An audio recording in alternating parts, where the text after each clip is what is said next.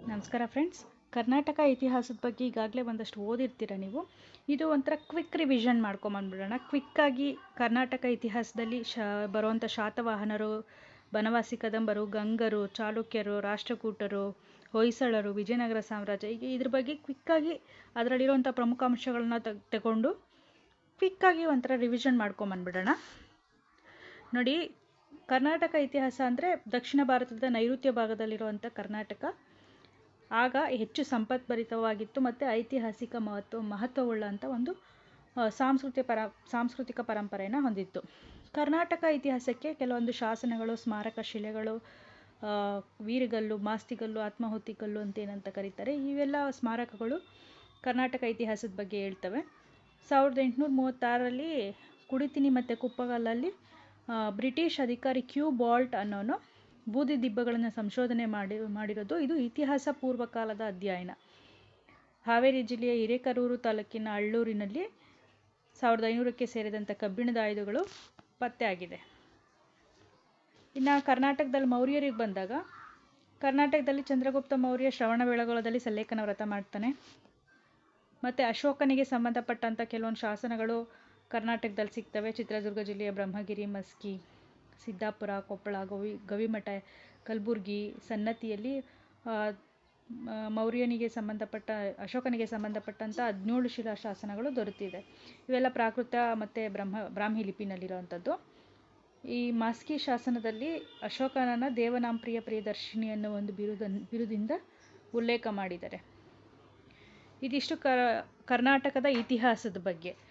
ಆದರೆ ನಮ್ಮ ಕರ್ನಾಟಕವನ್ನು ಯಾರು ಆಳ್ವಿಕೆ ಮಾಡಿದ್ರು ಅಂತ ಈಗ ಒಂದೊಂದಾಗಿ ನೋಡ್ತಾ ಹೋಗೋಣ. ಮೊದಲನೇದಾಗಿ ನೋಡಿ, ಶಾತವಾಹನರು ಕ್ರಿಸ್ತಪೂರ್ವ 230ರಿಂದ 220ರವರೆಗೆ ವಿಂಧ್ಯ ಪರ್ವತಗಳಿಂದ ಏನಿದೆ, ಕನ್ಯಾಕುಮಾರಿ ಭೂಶಿರ ಏನಿದೆ ನಮ್ಮ ಕರ್ನಾಟಕದ ಭೂಪ್ರದೇಶ, ದಕ್ಕನ್ ಪ್ರಸ್ಥಭೂಮಿ, ಈ ದಕ್ಕನ್ ಪ್ರಸ್ಥಭೂಮಿನ ಶಾತವಾಹನರು 230ರಿಂದ 220ರವರೆಗೂ ಆಳ್ವಿಕೆ ಮಾಡ್ತಾರೆ. ಈ ಶಾತವಾಹನರ ಸ್ಥಾಪಕ ಬಂದು ಸಿಮುಕ ಅಂತ. ಇವನನ್ನು ಆಂಧ್ರಭೃತ್ಯು ಅಂತ ಕರೀತಾರೆ. ಸಿಮುಕನನ್ನು ಆಂಧ್ರಭೃತ್ಯು ಅಂತ ಕರೀತಾರೆ. ಇನ್ನು ಶಾತವಾಹನರ ರಾಜಧಾನಿ ಪೈಠಾಣ, ಇದು ಗೋದಾವರಿ ನದಿ ತೀರದಲ್ಲಿದೆ. ಇನ್ನು ಧಾರವಾಡ ಮತ್ತು ಕರ್ನಾಟಕದ ಧಾರವಾಡ ಮತ್ತು ಬಳ್ಳಾರಿ ಜಿಲ್ಲೆಗಳು ಏನಿದೆ, ಇದು ಶಾತವಾಹನ ಪ್ರಾಂತ್ಯ ಅಂತ ಕರೀತಾರೆ. ಅಂದರೆ ಕರ್ನಾಟಕದಲ್ಲಿ ಈ ಸ್ಥಾನಗಳನ್ನು ಶಾತವಾಹನರು ಆಳ್ವಿಕೆ ಮಾಡಿದ್ದಾರೆ. ವಿಂಧ್ಯ ಪರ್ವತಗಳಿಂದ ಕನ್ಯಾಕುಮಾರಿವರೆಗೆ ಇವರು ಈ ದಕ್ಕನ್ ಪ್ರಸ್ಥಭೂಮಿ ಏನಿದೆ ಇದನ್ನು ಆಳ್ವಿಕೆ ಮಾಡಿದ್ದಾರೆ. ಇನ್ನು ಕರ್ನಾಟಕದಲ್ಲಿ ಚಿತ್ರದುರ್ಗ ಜಿಲ್ಲೆಯ ಚಂದ್ರವಳ್ಳಿ ಮತ್ತು ಬ್ರಹ್ಮಗಿರಿಗಳಲ್ಲಿ ಇವರ ಕಾಲದ ಒಂದು ನಾಣ್ಯಗಳು ಸಿಕ್ಕಿದೆ. ಇನ್ನು ಶಾತವಾಹನರ ದೊರೆ 1ನೇ ಶಾತಕರ್ಣಿ ಏನಿದ್ದಾರೆ, ಅವರಿಗೆ ಬಿರುದು ದಕ್ಷಿಣ ಪ್ರತಾಪತಿ ಅಂತ ಬಿರುದಿದೆ. ಅಶ್ವಮೇಧ ಯಾಗವನ್ನು ಮಾಡಿದಂಥ ಮೊದಲನೇ ವ್ಯಕ್ತಿ ಇವರು. ಶಾತವಾಹನರ ಮೊದಲನೇ ವ್ಯಕ್ತಿ ಅಶ್ವಮೇಧ ಯಾಗವನ್ನು ಮಾಡಿರೋರು. ಶಾತವಾಹನರಲ್ಲಿ ಅಶ್ವಮೇಧ ಯಾಗ ಮಾಡಿದ ಮೊದಲನೇ ವ್ಯಕ್ತಿ 1ನೇ ಶಾತಕರ್ಣಿ. ಹಾಲ ನೋಡಿ, ಇವನು ಶಾತವಾಹನರ 17ನೇ ದೊರೆ. ಪ್ರಾಕೃತ ಭಾಷೆಯಲ್ಲಿ ಹಾಲ ಗಾಥಾ ಸಪ್ತಶತಿ ಅಂತ ರಚಿಸಿದ್ದಾನೆ. ಇದು ಬಂದು ಗಾಥಾ ಸಪ್ತಶತಿ ಅನ್ನೋದೊಂದು ಶೃಂಗಾರ ಕಾವ್ಯ. ಇದು ಪ್ರಾಕೃತ ಭಾಷೆಯಲ್ಲಿರುವಂಥ ಒಂದು ಶೃಂಗಾರ ಕವಿತೆಗಳನ್ನು ಸಂಗ್ರಹ ಆಗಿರುವಂಥ ಒಂದು ಕಾವ್ಯ. ಇದು ಶಾತವಾಹನರ ಪ್ರಸಿದ್ಧ ದೊರೆ ಗೌತಮಿಪುತ್ರ ಶಾತಕರ್ಣಿ. ತ್ರೈ ಸಮುದ್ರ ತೋಯ ಪೀತವಾಹನ ಅಂತ ಇವನನ್ನು ಕರೀತಾರೆ. ಇವರ ಬಿರುದು ಗೌತಮಿಪುತ್ರ ಶಾತಕರ್ಣಿ ಅವರ ಬಿರುದು ತ್ರೈ ಸಮುದ್ರ ಪೀತವಾಹನ, ಅಂದರೆ 3 ಸಮುದ್ರಗಳ ನೀರು ಕುಡಿದಂಥ ಕುದುರೆ ಅಂತ, 3 ಸಮುದ್ರಗಳ ನೀರು ಕುಡಿದಂಥ ಅಶ್ವ ಅಂತ ಇದರ ಅರ್ಥ. ಶಾತವಾಹನ ಕುಲಯಂಶ, ಪ್ರತಿಷ್ಠಾನಕಾರ, ಶಕಯವನ ಪ್ಲಹವ ಮತ್ತು ನಿಸೂದನ ಅನ್ನೋ ಬಿರುದುಗಳನ್ನು ಹೊಂದಿದ್ದಾನೆ.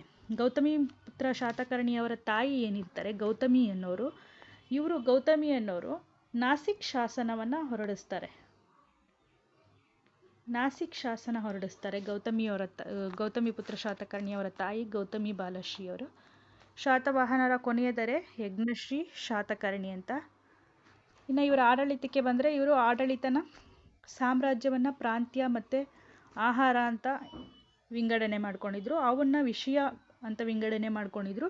ವಿಷಯಗಳಿಗೆ ವಿಷಯಪತಿ ಅನ್ನೋನು ಮುಖ್ಯಸ್ಥ ಆಗಿದ್ದ. ಪ್ರಾಂತ್ಯ ಮತ್ತು ಆಹಾರಕ್ಕೆ ಅಮಾತ್ರರು ಅನ್ನೋರು ಮುಖ್ಯಸ್ಥರಾಗಿದ್ದರು. ಅಮಾತ್ಯರು. ವಿಷಯಗೆ ವಿಷಯಪತಿ. ಇನ್ನು ಗ್ರಾಮದ ಮುಖ್ಯಸ್ಥನನ್ನು ಗ್ರಾಮಿಕ ಅಂತ ಕರಿತಾ ಇದ್ರು. ಈ ರೀತಿ ಸಾಮ್ರಾಜ್ಯವನ್ನು ವಿಂಗಡಣೆ ಮಾಡ್ಕೊಂಡಿದ್ರು. ಇನ್ನು ವಡ್ಡಕಥ, ಗುಣಾಢ್ಯ ಅವರ ರಚಿಸಿರುವಂಥ ವಡ್ಡಕಥ ಪೈಶಾಚಿ ಭಾಷೆ ಮತ್ತು ಪ್ರಾಕೃತ ಭಾಷೆಯಲ್ಲಿರುವಂಥದ್ದು ಸಂಸ್ಕೃತ ಭಾಷೆಯಲ್ಲಿದೆ. ಇವರ ಕಲೆ ಮತ್ತು ವಾಸ್ತುಶಿಲ್ಪಕ್ಕೆ ಬಂದಾಗ ವಿಹಾರ ಅಂತ ಅಂದರೆ ಸಂಗರಾಮ, ಬಂಡೆಗಳನ್ನು ಕೊರೆದು ಚೈತ್ಯ ಮತ್ತು ಬಿಕ್ಕುಗಳ ಒಂದು ವಾಸದ ನೆಲೆ, ಅದು ಬಂಡೆಗಳನ್ನು ಕೊರೆದು ವಿಹಾರ ಮಾಡ್ಕೊಂಡಿರ್ತಾರೆ. ಚೈತ್ಯ ಅಂದರೆ ಪ್ರಾರ್ಥನಾ ಗೃಹ ಅಂತ ಚೈತ್ಯ ಅಂದರೆ. ಇದಿಷ್ಟು ಶಾತವಾಹನರ ಬಗ್ಗೆ. ಇನ್ನು ನೆಕ್ಸ್ಟ್ ಬನವಾಸಿಯ ಕದಂಬರು ನೋಡಿ. ಇವರು ಕ್ರಿಸ್ತಶಕ 325ರಿಂದ 540ರವರೆಗೂ ಆಡಳಿತ ಮಾಡ್ತಾರೆ. ಇವರು 4ನೇ ಶತಮಾನ ಮತ್ತು 6ನೇ ಶತಮಾನ ಅಂತ ಹೇಳ್ತಾರೆ. ಕರ್ನಾಟಕದಲ್ಲಿ ಸ್ಥಾಪನೆಗೊಂಡಂಥ ಮೊದಲ ರಾಜವಂಶ ಇವರು ಬನವಾಸಿಯ ಕದಂಬರು. ಇವರ ರಾಜಧಾನಿ ಬನವಾಸಿ, ಉತ್ತರ ಕನ್ನಡದಲ್ಲಿದೆ. UK ಅಂತ ಶಾರ್ಟ್ ಫಾರ್ಮಲ್ಲಿ ಬರೆದಿರ್ತೀನಿ. UK ಅಂದರೆ ಉತ್ತರ ಕನ್ನಡ ಅಂತ. ಮಯೂರವರ್ಮ ಕ್ರಿಸ್ತಶಕ 345ರಲ್ಲಿ ಈ ಸಂತತಿನ ಆಳ್ವಿಕೆ ಮಾಡ್ತಾನೆ, ಕದಂಬ ಸಂತತಿನ. ಕನ್ನಡ ನಾಡಿನ ಮೊದಲ ಅರಸ ಅಂತ ಕರೀತಾರೆ ಮಯೂರವರ್ಮನ. ಕದಂಬರನ್ನು ಕನ್ನಡ ನಾಡಿನ ಮೊದಲ ರಾಜಮನೆತನ ಅಂತ ಕರೀತಾರೆ. ಇವರ ಒಂದು ರಾಜ್ಯ ಲಾಂಛನ ಸಿಂಹ. ವಾಸ್ತುಶಿಲ್ಪ ಇವರ ಪ್ರಮುಖ ಅರಸರು ಬಂದು ಮಯೂರವರ್ಮ, ಕಂಗವರ್ಮ, ಭಾಗೀರಥಿ ವರ್ಮ, ಕಾಕುತ್ಸ ವರ್ಮ ಅಂತಲೂ ಬರ್ತಾರೆ. ಇದರಲ್ಲಿ ರಘುಪತಿ ವರ್ಮ ಅನ್ನೋರಿದ್ದಾರೆ. ಈ ಕಾಕುತ್ಸ ವರ್ಮ ನೋಡಿ, ಇವರು ಕಾಕುತ್ಸ ವರ್ಮ ಅನ್ನೋರು ಹಲ್ಮಿಡಿ ಶಾಸನ ಕ್ರಿಸ್ತಶಕ 450ರಲ್ಲಿ ಹಾಸನ ಜಿಲ್ಲೆಯ ಬೇಲೂರು ತಾಲೂಕಿನಲ್ಲಿ ಹಲ್ಮಿಡಿ ಅನ್ನೋ ಗ್ರಾಮದಲ್ಲಿ ಹಲ್ಮಿಡಿ ಶಾಸನ ಸಿಗುತ್ತೆ. ಇದೇ ಕನ್ನಡದ ಮೊಟ್ಟ ಮೊದಲ ಶಾಸನ, ಕನ್ನಡದಲ್ಲಿ ದೊರಕಿರುವಂಥ ಮೊದಲ ಶಾಸನ. ಇದು ಕದಂಬರ ದೊರೆ ಕಾಕುತ್ಸ ವರ್ಮನ ಬಗ್ಗೆ ಹೇಳುತ್ತೆ. ಈ ಹಲ್ಮಿಡಿ ಶಾಸನನ 1936ರಲ್ಲಿ ಡಾಕ್ಟರ್ ಎಂ.ಎಚ್. ಕೃಷ್ಣ ಅನ್ನೋರು ಸಂಶೋಧನೆ ಮಾಡಿ ಓದ್ತಾರೆ ಅದನ್ನು. ಕಾಕುತ್ಸ ವರ್ಮ ಬರೆಸಿರುವಂಥ ದತ್ತಿ ಶಾಸನ, ದಾನ ಕೊಟ್ಟಿರೋದ್ರ ಬಗ್ಗೆ ಬರೆಸಿರುವಂಥದ್ದು. ಇದುವರೆಗೆ ದೊರೆತಿರುವಂಥ ಶಾಸನಗಳಲ್ಲಿ ಕನ್ನಡ ಲಿಪಿಯಲ್ಲಿ ದೊರೆತಂಥ ಮೊಟ್ಟ ಮೊದಲ ಶಾಸನ ಅಂತ ಕರೀತಾರೆ ಇದನ್ನು. ಕಾಕುತ್ಸ ವರ್ಮ ಅವರು ಇಷ್ಟೇ ಅಲ್ಲದೆ ತಾಳಗುಂದ ಮತ್ತು ಹಲಸಿ ತಾಮ್ರಪಟಗಳನ್ನು ಸಹ ಕಾಕುತ್ಸ ವರ್ಮ ಅವರು ಹೊರಡಿಸಿದ್ದಾರೆ. ತಾಳಗುಂದ ಶಾಸನ ನೋಡಿ, ಇದು ಕನ್ನಡದ ಮೊದಲ ಸಂಸ್ಕೃತ ಶಾಸನ. ತಾಳಗುಂದ ಶಾಸನ ಇದು ಶಾಂತಿವರ್ಮನ ಒಂದು ಸಾಧನೆಗಳ ಬಗ್ಗೆ ಹೇಳುತ್ತೆ. ತಾಳಗುಂದ ಶಾಸನ. ಇವರ ಆಡಳಿತಕ್ಕೆ ಬಂದರೆ, ಇವರ ಆಡಳಿತವನ್ನು ಸಾಮ್ರಾಜ್ಯ, ಪ್ರಾಂತ್ಯ, ವಿಷಯ, ಹಳ್ಳಿ ಅಂತ ವಿಂಗಡಣೆ ಮಾಡ್ಕೊಂಡಿದ್ದಾರೆ ಇವರ ಸಾಮ್ರಾಜ್ಯವನ್ನು. ಸಾಮ್ರಾಜ್ಯ, ಅದಕ್ಕೆ ಅಧಿಪತಿ ರಾಜ ಆಗಿರ್ತಾನೆ. ಪ್ರಾಂತ್ಯ ಅಂದರೆ ಇಲ್ಲಿ ಪ್ರಾಂತ್ಯಕ್ಕೆ ಮಾಂಡಲಿಕರು ಅನ್ನೋರು ಅಧಿಪತಿಗಳಾಗಿರ್ತಾರೆ. ಇನ್ನು ವಿಷಯ ಅಥವಾ ನಾಡು ಅಂದರೆ ಇದನ್ನು ನೋಡ್ಕೊಳ್ಳೋವಂಥವ್ರು ಮನ್ನೆಯರು ಅಂತಿರ್ತಾರೆ. ವಿಷಯ ಮತ್ತು ನಾಡು ಅನ್ನೋ, ವಿಷಯ ಅಂದರೆ ಜಿಲ್ಲೆ ಅಂತ. ಇದರ ಒಬ್ಬ ಮುಖ್ಯಸ್ಥರು ಮನ್ನೆಯರು.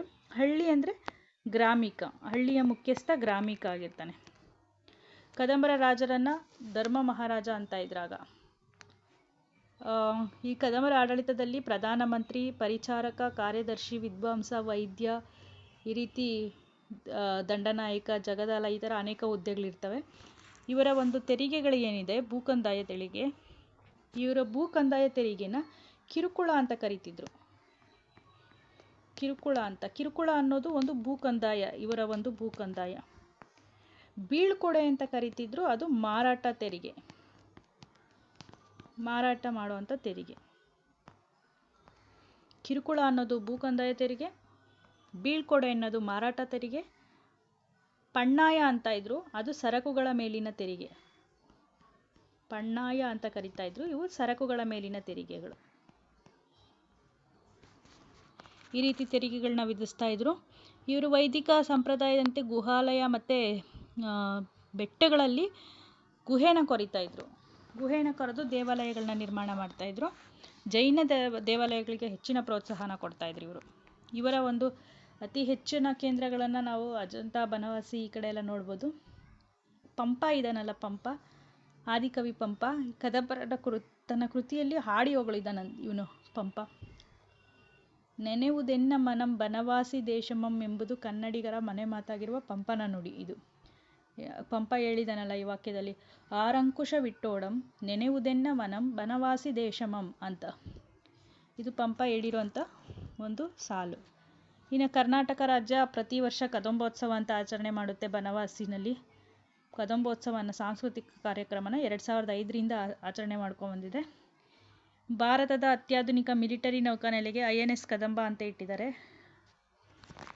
ಕದಂಬರ ಹೆಸರನ್ನ ಇಟ್ಟಿದ್ದಾರೆ INS ಕದಂಬ ಅಂತ, ಮಿಲಿಟರಿ ಒಂದು ನೌಕಾನೆಲೆಗೆ. ಕದಂಬರ ಬಗ್ಗೆ ಇದಿಷ್ಟು. ಇನ್ನು ಗಂಗರ ಬಗ್ಗೆ ನೋಡಿ, 350ರಿಂದ 1024ವರೆಗೂ ಇವರ ಕಾಲ ಗಂಗರದು. ಗಂಗಾ ವಂಶದ ಸ್ಥಾಪಕ ಇಕ್ಷ್ವಾಕು ವಂಶದವರು ಅಂತಾರೆ ಗಂಗರನ್ನ.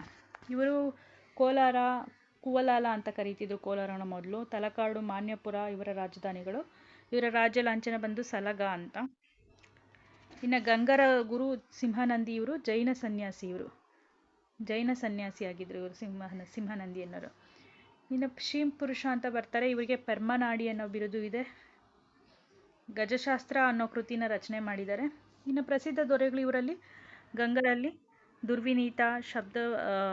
ದುರ್ವಿನೀತ ಇದ್ದಾನೆ. ಶಬ್ದಾವತಾರ ಅನ್ನೋ ಒಂದು ಕೃತಿನ ರಚನೆ ಮಾಡಿದ್ದಾನೆ. ಗುಣಾಢ್ಯನ ಒಡ್ಡ ಕಥೆನ ಸಂಸ್ಕೃತಕ್ಕೆ ಅನುವಾದ ಮಾಡಿದ್ದಾನೆ ದುರ್ವಿನೀತ. ಇವರ ಆಸ್ಥಾನದಲ್ಲಿ ಭಾರವಿ ಇದ್ರು. ದುರ್ವಿನೀತನ ಆಸ್ಥಾನದಲ್ಲಿ ಭಾರವಿ ಅನ್ನೋ ಕವಿ ಇದ್ರು. ಇವರು ಭಾರವಿ ಕಿರಾತಾರ್ಜುನ ವಿಜಯ ಅನ್ನೋ ಒಂದು ಕೃತಿನ ರಚನೆ ಮಾಡಿದ್ದಾರೆ. ಕಿರಾತಾರ್ಜುನೀಯ ಅನ್ನೋ ಒಂದು ಕೃತಿನ ರಚನೆ ಮಾಡಿದ್ದಾರೆ. ಇನ್ನು ಚಾವುಂಡರಾಯ ಅಂತ ಬರ್ತಾರೆ. ಇವರು 4ನೇ ರಾಚಮಲ್ಲನ ಮಂತ್ರಿಯಾಗಿರ್ತಾರೆ ಚಾವುಂಡರಾಯ ಅಂತ. ಎಲ್ರಿಗೂ ಚಾವುಂಡರಾಯ ಗೊತ್ತಿರುತ್ತೆ, ಯಾಕಂದರೆ ಇವರು ಶ್ರವಣಬೆಳಗೊಳದಲ್ಲಿರುವಂಥ ಗೊಮ್ಮಟೇಶ್ವರ ಮೂರ್ತಿನ ಕೆತ್ತನೆ ಮಾಡಿಸಿರೋವಂಥವ್ರು. 57.8 ಅಡಿ ಇಲ್ಲ 17.6 ಮೀಟರ್ ಅಂತ ಹೇಳ್ಬೋದು ಅದರ ಉದ್ದ. ಕ್ರಿಸ್ತಶಕ 981ರಲ್ಲಿ 81ರಿಂದ 83ರವರೆಗೆ ಕೆತ್ತನೆ ಮಾಡುತ್ತಾರೆ ಗೊಮ್ಮಟೇಶ್ವರ ವಿಗ್ರಹವನ್ನು. ಚಾವುಂಡರಾಯ ಪುರಾಣ ಅನ್ನೋ ಒಂದು ಕೃತಿನ ರಚನೆ ಮಾಡಿದ್ದಾರೆ. ಚಾವುಂಡರಾಯ ಪುರಾಣ ಅಥವಾ ತ್ರಿಷಷ್ಟಿ ಲಕ್ಷಣ ಅಂತ ಕರೀತಾರೆ. ಇನ್ನು ಶ್ರವಣಬೆಳಗೊಳದಲ್ಲಿರುವಂಥ ಗೊಮ್ಮಟೇಶ್ವರ ಮೂರ್ತಿಗೆ ಪ್ರತಿ 12 ವರ್ಷಕ್ಕೊಮ್ಮೆ ಮಹಾಮಸ್ತಕ ಅಭಿಷೇಕ ನಡೆಯುತ್ತೆ. 981ರಿಂದನೂ ನಡ್ಕೊಂಬಂದಿದೆ. 57.8 ಅಂದರೆ 58 ಅಡಿ, ಸರಾಸರಿ 58 ಅಡಿ ಅಂತ ಹೇಳ್ಬೋದು. 58 ಅಡಿ ಎತ್ತರ ಇದೆ. ಇನ್ನು ಇವರ ಆಡಳಿತಕ್ಕೆ ಬಂದಾಗ ಇವರ ಒಂದು ಸಾಮ್ರಾಜ್ಯವನ್ನು ನಾಡು ಅಂದರೆ ಗಂಗನಾಡು, ನಾಡುನ ತೊರೆನಾಡು ಅಂತ ಕರೀತಾ ಇದ್ರು. ವಿಷಯ, ಕಂಪಣ, ಗ್ರಾಮ, ಈ ರೀತಿ. ಕಂಪಣ ಅಂದರೆ ತಾಲೂಕು, ಕಂಪಣ, ಗ್ರಾಮ ಅಂತ ವಿಂಗಡಣೆ ಮಾಡ್ಕೊಂಡಿದ್ರು. ಪ್ರಭುಗಾವುಂಡ, ಪ್ರಜೆಗಾವುಂಡ ಅಂತ ಇವರ ಮುಖ್ಯಸ್ಥರನ್ನ ಕರೀತಾ ಇದ್ರು. ಈ ಗಂಗಕೋಲು ಮತ್ತು ಬೇರುಂಡ ಕೋಲು ಅನ್ನೋದೇನಿದೆ, ಇದು ನೋಡಿ, ಇದು ಭೂಮಾಪನ ದಂಡಗಳಿವು. ಗಂಗಕೋಲು ಮತ್ತು ಬೇರುಂಡ ಕೋಲು ಗಂಗರ ಕಾಲದಲ್ಲಿ ಇದ್ದಂಥ ಭೂಮಿಯನ್ನು ಮಾಪನ ಮಾಡೋದಕ್ಕೆ, ಭೂಮಿಯನ್ನು ಅಳತೆ ಮಾಡೋದಕ್ಕೆ ಬಳಸ್ತಾ ಇದ್ದಂಥ ಕೋಲುಗಳಿವು, ಗಂಗಕೋಲು ಮತ್ತು ಬೇರುಂಡ ಕೋಲು ಅನ್ನೋವು.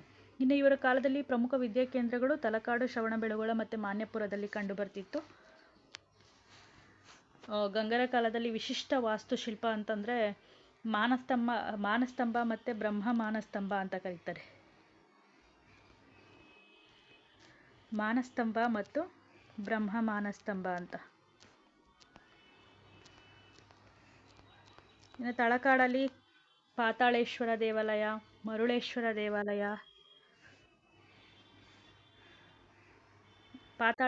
ತಲಕಾಡಲ್ಲಿ ಪಾತಾಳೇಶ್ವರ ಅನ್ನೋ ದೇವಾಲಯನ ರಚನೆ ಮಾಡಿದ್ದಾರೆ, ಕಟ್ಟಿಸಿದ್ದಾರೆ. ಪಾತಾಳೇಶ್ವರ ತಲಕಾಡಲ್ಲಿ, ಮರುಳೇಶ್ವರ ಅನ್ನೋದು. ಮತ್ತು ಮಣ್ಣೆಯಲ್ಲಿ ಕಪಿಲೇಶ್ವರ ಅನ್ನೋ ದೇವಾಲಯ, ವರ್ಣದಲ್ಲಿ ಮಹಾಲಿಂಗೇಶ್ವರ, ತಲಕಾಡಲ್ಲಿ ಪಾತಾಳಲಿಂಗೇಶ್ವರ ಅನ್ನೋ ದೇವಸ್ಥಾನಗಳನ್ನ ಕಟ್ಟಿದ್ದಾರೆ. ಕೋಲಾರದಲ್ಲಿ ಕೋಲಾರಮ್ಮ, ಬೆಂಗಳೂರಲ್ಲಿ ನಾಗೇಶ್ವರ ದೇವಸ್ಥಾನಗಳು.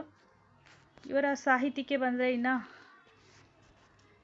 2ನೇ ಶಿವಕುಮಾರ ಅನ್ನೋರೇನಿದ್ದಾರೆ, ಇವರು ಗಜಾಷ್ಟಕ ಅನ್ನೋ ಕೃತಿನ ಕನ್ನಡ ಕೃತಿಯನ್ನು ರಚನೆ ಮಾಡಿದ್ದಾರೆ.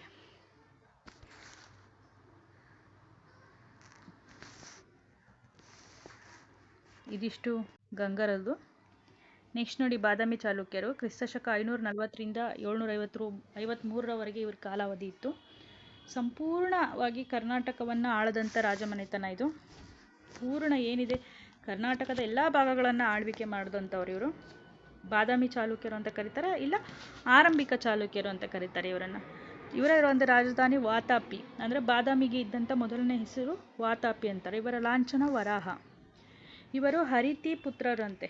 ಹರಿತಿ ಇವರ ಒಂದು ಗೋತ್ರ ಹರಿತಿ ಪುತ್ರರು ಅಂತ ಕರೀತಾರೆ, ಇವರ ಒಂದು ಗೋತ್ರ ಅಂತೆ. ಇನ್ನು 1ನೇ ಪುಲಕೇಶಿ ರಾಜ ಜಯಸಿಂಹ ಏನಿದ್ದಾರೆ, ಇವರು ಚಾಲುಕ್ಯ ವಂಶವನ್ನು ಸ್ಥಾಪನೆ ಮಾಡ್ತಾರೆ. 1ನೇ ಪುಲಕೇಶಿ ನೋಡಿ, ಇವರು ಬಾದಾಮಿ ಚಾಲುಕ್ಯರ ಮೊದಲ ಐತಿಹಾಸಿಕ ವ್ಯಕ್ತಿ. ಇವರು ಮೊದಲನೇ ವ್ಯಕ್ತಿ. ಅಶ್ವಮೇಧ ಯಾಗವನ್ನು ಪ್ರಾರಂಭ ಮಾಡ್ತಾರೆ ಇವರು 1ನೇ ಪುಲಕೇಶಿಯವರು. ಹಾಗೆ ಬಾದಾಮಿ ವಾತಾಪಿ ನಗರವನ್ನು ರಾಜಧಾನಿಯನ್ನಾಗಿ ಮಾಡ್ಕೊತಾರೆ. ವಾತಾಪಿ ಅಂದರೆ ಬಾದಾಮಿ ನಗರವನ್ನು ಸ್ಥಾಪನೆ ಮಾಡಿ ಅದನ್ನು ರಾಜಧಾನಿಯನ್ನಾಗಿ ಮಾಡ್ಕೊತಾರೆ. ಇಮ್ಮಡಿ ಪುಲಕೇಶಿ ನೋಡಿ, ದಕ್ಷಿಣ ಪತೇಶ್ವರ ತ್ರಿಸಾಗರಗಳಿಂದ ಆವೃತವಾದ ಪ್ರದೇಶದ ಅಧಿಪತಿ ಅಂತ ಕರೀತಾರೆ. ಅತ್ಯಂತ ಪ್ರಸಿದ್ಧ ದೊರೆ ಇವರು ಇಮ್ಮಡಿ ಪುಲಕೇಶಿ ಅನ್ನೋರು. ಇವರ ಆಸ್ಥಾನಕ್ಕೆ ಹುಯೆನ್ಸಾಂಗ್ ಅವರು ಭೇಟಿ ಕೊಡ್ತಾರೆ.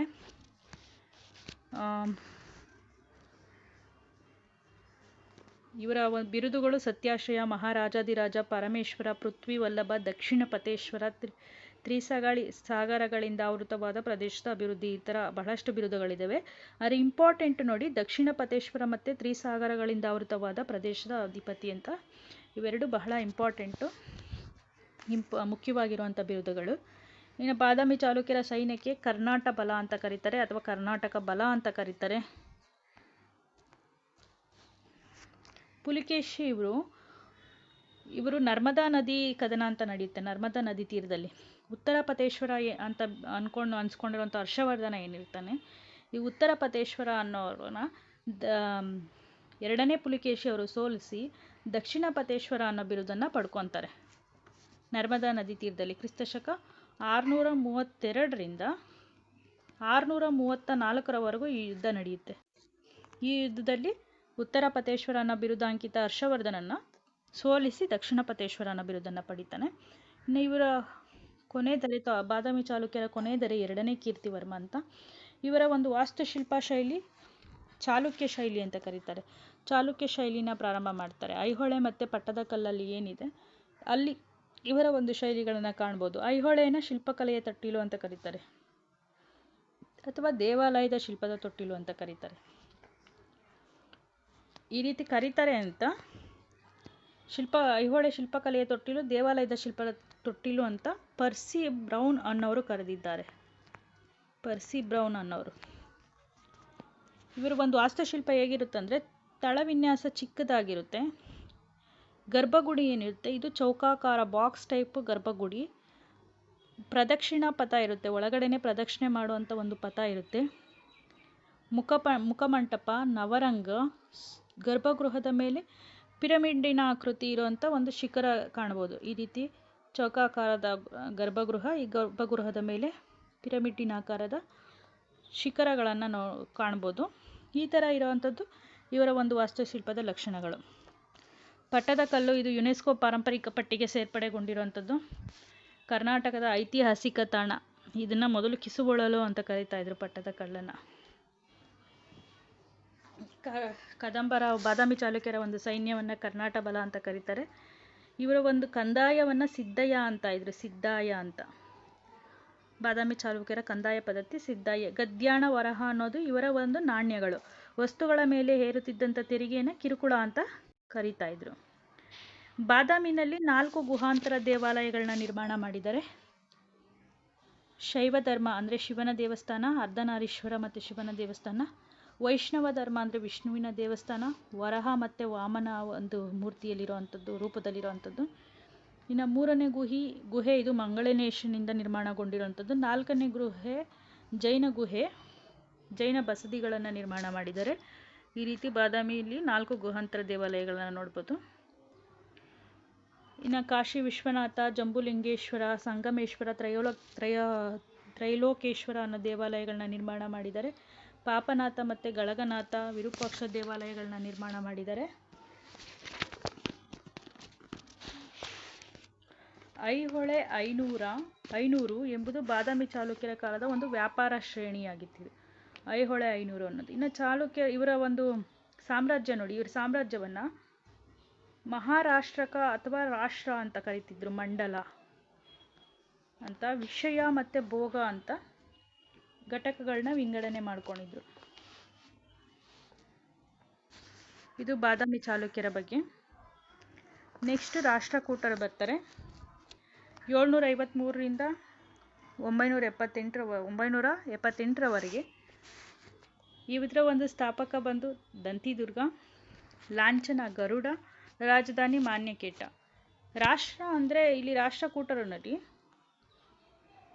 ರಾಷ್ಟ್ರ ಅಂತಂದರೆ ದೇಶ ಅಂತ, ಕೂಟ ಅಂದರೆ ಮುಖ್ಯಸ್ಥ ಅಂತ, ಅಂದರೆ ದೇಶದ ಮುಖ್ಯಸ್ಥ ಅಂತ ರಾಷ್ಟ್ರಕೂಟರು ಅಂತಂದರೆ.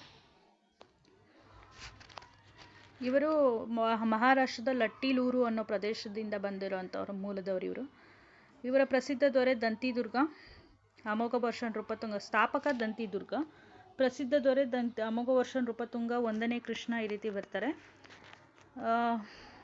ಅಮೋಘ ವರ್ಷ ನೃಪತುಂಗ ಇವರು ನೋಡಿ, ಅರಬ್ ಯಾತ್ರಿಕ ಸುಲೇಮಾನ್ ಇವರ ಆಸ್ಥಾನಕ್ಕೆ ಭೇಟಿ ಕೊಡ್ತಾನೆ 851ರಲ್ಲಿ, ಕ್ರಿಸ್ತಶಕ 851ರಲ್ಲಿ ಅಮೋಘ ವರ್ಷನ ಆಸ್ಥಾನಕ್ಕೆ ಭೇಟಿ ಕೊಡ್ತಾನೆ. ಮತ್ತು ಅಮೋಘ ವರ್ಷನನ್ನು ಜಗತ್ತಿನ 4 ಪ್ರಬಲ ಚಕ್ರವರ್ತಿಗಳಿಗೆ ಹೋಲಿಕೆ ಮಾಡ್ತಾನೆ. ಬಾಗ್ದಾದ್, ಚೀನಾ ಮತ್ತು ಕಾನ್ಸ್ಟಂಟಿನೋಪಲ್ ಆಗಿನ ಕಾಲದಲ್ಲಿ ಇದ್ದಂಥ ಪ್ರಬಲ ಚಕ್ರವರ್ತಿಗಳು. ಅದರಲ್ಲಿ ಈ 4 ಜನದಲ್ಲಿ ಈ 3 ಆದರೆ 4ನೇವನು ಅಮೋಘ ವರ್ಷ ನೃಪತುಂಗ ಅಂತ ಸುಲೇಮಾನ್ ಅವರು ಕರೀತಾರೆ. ಅಮೋಘ ವರ್ಷ ನೃಪತುಂಗನ ಬಿರುದುಗಳು ನೃಪತುಂಗ, ಶ್ರೀವಲ್ಲಭ, ಅತಿಶಯದಳ, ರಟ್ಟ, ಮಾರ್ತಾಂಡ ಅಂತ. ಇವರ ಕಾಲದ ಕೊನೆ ದೊರೆ, ಕೊನೆ ದೊರೆ ಬೇರೆ, ಕೊನೆ ಶ್ರೇಷ್ಠ ದೊರೆ ಬೇರೆ. ಕೊನೆ ಶ್ರೇಷ್ಠ ದೊರೆ ಅಂದರೆ ಉತ್ತಮವಾಗಿ ಆಡಳಿತ ನಡೆಸಿರುವಂಥ ದೊರೆ, ಅವನೇ ಕೊನೆಯವನಾಗಿರ್ತಾನೆ, 3ನೇ ಕೃಷ್ಣ ಅಂತ. ಇನ್ನು ಕೊನೆ ದೊರೆ ಅಂತಂದರೆ ಕಾರಕ ರಾಜ ಅಂತ ಕರೀತಾರೆ.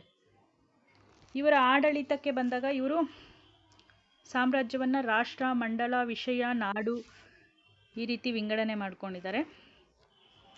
ವಿಷಯಗೆ ವಿಷಯಪತಿ ಅಧಿಪತಿಯಾಗಿರ್ತಾನೆ. ಗ್ರಾಮಕ್ಕೆ ಗ್ರಾಮಪತಿ ಅಥವಾ ಪ್ರಭುಗಾವುಂಡ ಅನ್ನೋರು ಮುಖ್ಯಸ್ಥರಾಗಿರ್ತಾರೆ. ಈ ರೀತಿ ಆಡಳಿತದ ಅನುಕೂಲಕ್ಕೆ ಸಾಮ್ರಾಜ್ಯವನ್ನು ವಿಂಗಡಣೆ ಮಾಡ್ಕೊಂಡಿರ್ತಾರೆ. ವಿದೇಶಿ ವ್ಯವಹಾರಗಳನ್ನ ನೋಡ್ಕೊಳ್ಳೋದಕ್ಕೆ ಮಹಾಸಂಧಿ ಮತ್ತು ವಿಗ್ರಹಿಗಳ ಅಂತ ಅಧಿಕಾರಿಗಳನ್ನ ನೇಮಕ ಮಾಡಿರ್ತಾರೆ ಇವರು. ಇವರ ಕಾಲದ ಸಾಹಿತ್ಯ ನೋಡಿ, ತ್ರಿವಿಕ್ರಮ ಮತ್ತು ನಳಚಂಪು. ತ್ರಿವಿಕ್ರಮ ನಳಚಂಪು ಅನ್ನೋ ಕೃತಿನ ರಚನೆ ಮಾಡಿದ್ದಾನೆ. ಮತ್ತು ಅರಿಕೇಸರಿ ಅಂತ ಬರ್ತಾನೆ ಇವರ ಕಾಲದಲ್ಲಿ.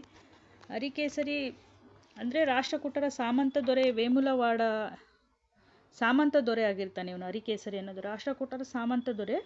ಇವನ ಒಂದು ಆಸ್ಥಾನದಲ್ಲಿ ನಮ್ಮ ಕನ್ನಡದ ಆದಿಕವಿ ಪಂಪ ಅವರು ಆದಿಪುರಾಣ, ವಿಕ್ರಮಾರ್ಜುನ ವಿಜಯ, ಪಂಪ ಭಾರತ ಕೃತಿಗಳನ್ನ ರಚನೆ ಮಾಡಿದಾರಲ್ಲ, ಪಂಪ ಅವರು ಅರಿಕೇಸರಿ ಆಸ್ಥಾನದಲ್ಲಿ ಆಶ್ರಯವನ್ನು ಪಡೆದಿರ್ತಾರೆ. ಇನ್ನು ಪೊನ್ನ ಅನ್ನೋರು 3ನೇ ಕೃಷ್ಣ ಅವರ ಆಸ್ಥಾನದಲ್ಲಿ ಆಶ್ರಯ ಪಡೆದಿರ್ತಾರೆ. ಇವರು ಪೊನ್ನ ಅವರು ಶಾಂತಿ ಪುರಾಣವನ್ನು ರಚನೆ ಮಾಡಿರ್ತಾರೆ, ಭುವನೈಕ ರಾಮಾಭ್ಯುದಯಂ ಅನ್ನೋ ಕೃತಿನ. ಇನ್ನು ಇವರ ಕಾಲದಲ್ಲಿ ಶ್ರೀ ವಿಜಯ ಬರ್ತಾನೆ. ಇವನು ಸಹ ಕವಿರಾಜ ಮಾರ್ಗ ಕೃತಿನ ರಚನೆ ಮಾಡಿರೋಂಥದ್ದು. ಶಿವಕೋಟ್ಯಾಚಾರ್ಯರು ಒಡ್ಡರಾಧನೆ ಕೃತಿನ ಈ ರೀತಿ ಪ್ರಮುಖವಾದಂಥ ಕವಿಗಳಿಗೆ ಆಶ್ರಯ ಕೊಟ್ಟಿರ್ತಾರೆ ರಾಷ್ಟ್ರಕೂಟರು. ಇನ್ನು 1ನೇ ಕೃಷ್ಣ ನೋಡಿ, ಇವ್ರ ಕಾಲದಲ್ಲಿ ವಾಸ್ತುಶಿಲ್ಪ ಎಲ್ಲೋರ ಕೈಲಾಸನಾಥ ದೇವಾಲಯ, ಇದನ್ನು 1ನೇ ಕೃಷ್ಣ ಅವರು ನಿರ್ಮಾಣ ಮಾಡ್ತಾರೆ. ಮಹಾರಾಷ್ಟ್ರದ ಔರಂಗಾಬಾದ್ನ ಎಲ್ಲೋರದಲ್ಲಿ 1ನೇ ಕೃಷ್ಣ ಅವರು 92 ಅಡಿ 164 ಅಡಿ ಉದ್ದ, 92 ಅಡಿ ಎತ್ತರ, 164 ಅಡಿ ಉದ್ದ, 109 ಅಡಿ ಅಗಲ ಇರೋವಂಥ ಒಂದು ದೊಡ್ಡ ಬಂಡೆಯನ್ನು ಕೊರೆದು ಅದರಲ್ಲಿ ಕೈಲಾಸನಾಥ ದೇವಾಲಯವನ್ನು ನಿರ್ಮಾಣ ಮಾಡ್ತಾರೆ. ಇಲ್ಲಿ 16 ಗುಹಾಲಯಗಳನ್ನ ಕೊರಿತಾರೆ. ಇದರಲ್ಲಿ 5 ಹಿಂದೂ ಧರ್ಮಕ್ಕೆ ಸೇರಿರುವಂಥದ್ದು. 16 ಗುಹಾಲಯಗಳನ್ನು ಕೊರಿತಾರೆ. ಅದರಲ್ಲಿ 5 ಗುಹಾಲಯಗಳು ಹಿಂದೂ ಧರ್ಮಕ್ಕೆ ಸೇರಿರುವಂಥದ್ದು. ಅರ್ಧನಾರೀಶ್ವರ, ಮಾಹೇಶ ಮೂರ್ತಿ ಈ ವಿಗ್ರಹಗಳನ್ನ ಕೆತ್ತನೆ ಮಾಡಿದ್ದಾರೆ. ಭಾರತದ ವಾಸ್ತುಶಿಲ್ಪದ ಅಪೂರ್ವ ಮತ್ತು ಅದ್ಭುತ ಸಾಧನೆ ಅಂತ ರಾಷ್ಟ್ರಕೂಟರ ಒಂದು ವಾಸ್ತುಶಿಲ್ಪನ ಕರೀತಾರೆ. ರಾವಣ ಕೈಲಾಸ ಪರ್ವತನ ಎತ್ತಾ ಇರೋವಂಥ ದೃಶ್ಯ ಎಲ್ಲ ಈ ಕೈಲಾಸನಾಥ ದೇವಾಲಯದಲ್ಲಿ ಗುಹಾಲಯದಲ್ಲಿ ಕಾಣ್ಬೋದು. ಇನ್ನು ಎಲಿಫ್ಯಾಂಟಾ ಗುಹೆಗಳು ಅಂತ, ಅದನ್ನು ಸಹ ರಾಷ್ಟ್ರಕೂಟರ ಕೆತ್ತನೆ ಮಾಡಿರುವಂಥದ್ದು. ಇದು ಮಹಾರಾಷ್ಟ್ರದಲ್ಲಿದೆ. 7 ಗುಹೆಗಳಲ್ಲಿ 7 ಗುಹೆಗಳಿದ್ದಾವೆ ಎಲಿಫ್ಯಾಂಟಾದಲ್ಲಿ. ಈ 7 ಗುಹೆಗಳಲ್ಲಿ ತ್ರಿಮೂರ್ತಿ ಮತ್ತು ನಟರಾಜ, ಅರ್ಧನಾರೀಶ್ವರ, ಶಿವಪಾರ್ವತಿ ಕಲ್ಯಾಣಗಳ ಗುಹೆಗಳು ಕಾಣ್ಬೋದು ಇಲ್ಲಿ.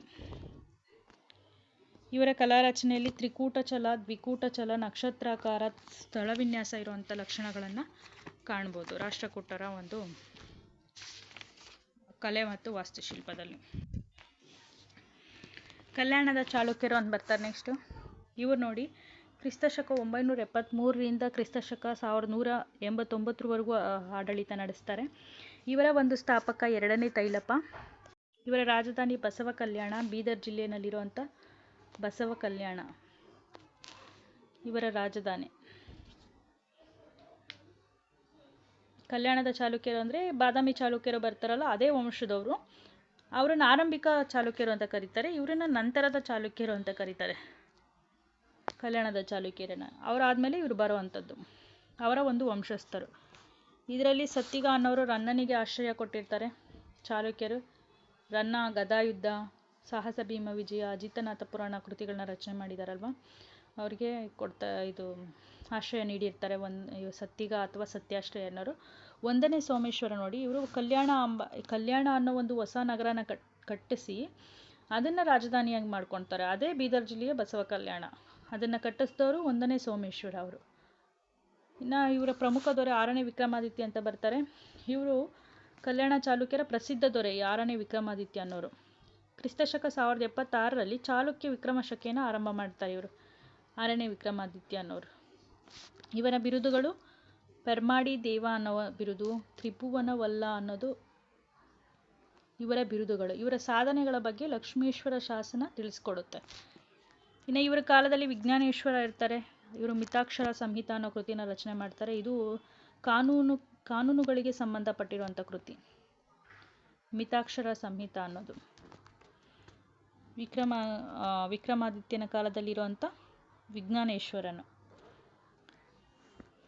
ಇವರು ವಿಜ್ಞಾನೇಶ್ವರ ಅವರು, ಕಲ್ಯಾಣದಂತಹ ನಗರ ಹಿಂದಿರಲಿಲ್ಲ ಮುಂದಿರಲಾರದು, ವಿಕ್ರಮಾದಿತ್ಯನಂಥ ದೊರೆಯನ್ನು ಕಂಡಿಲ್ಲ ಕೇಳಿಲ್ಲ ಅಂತ ಅವರು ತಮ್ಮ ಕೃತಿನಲ್ಲಿ ಹೇಳ್ಕೊಂಡಿದ್ದಾರೆ ವಿಕ್ರಮಾದಿತ್ಯನ ಬಗ್ಗೆ ಮಿತಾಕ್ಷರ ಸಂಹಿತೆಯಲ್ಲಿ.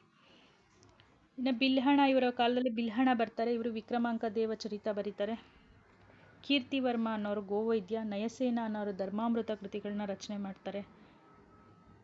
ಇವರ ಕಾಲದಲ್ಲಿರೋಂಥ ಪ್ರಮುಖವಾದಂಥ ನಾಣ್ಯಗಳು ನೋಡಿ, ಗದ್ಯಾಣ, ಪಣ, ದ್ರುಮ್ಮ, ಪೊನ್ ಮತ್ತು ಸುವರ್ಣ ಅನ್ನೋ ಒಂದು ನಾಣ್ಯಗಳು ಇದ್ವು ಇವರ ಕಾಲದಲ್ಲಿ.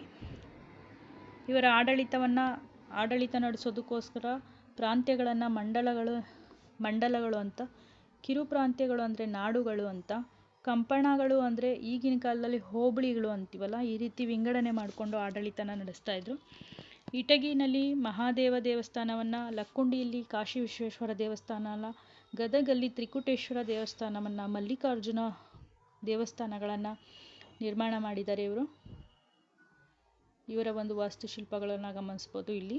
ಲಕ್ಕುಂಡಿ ಮತ್ತು ಲಕ್ಕುಂಡಿನಲ್ಲಿ ಟಂಕಸಾಲೆಗಳನ್ನ ಪ್ರಾರಂಭ ಮಾಡಿದ್ರು ಇವರು. ಲಕ್ಕುಂಡಿ ಮತ್ತು ಸೂಡಿನಲ್ಲಿ ನಾಣ್ಯಗಳನ್ನ ಮುದ್ರಣ ಮಾಡ್ತಾರಲ್ಲ, ನಾಣ್ಯಗಳನ್ನ ಪ್ರಿಂಟ್ ಮಾಡುವಂಥ ಟಂಕಸಾಲೆಗಳನ್ನ ಸ್ಥಾಪನೆ ಮಾಡಿದರು.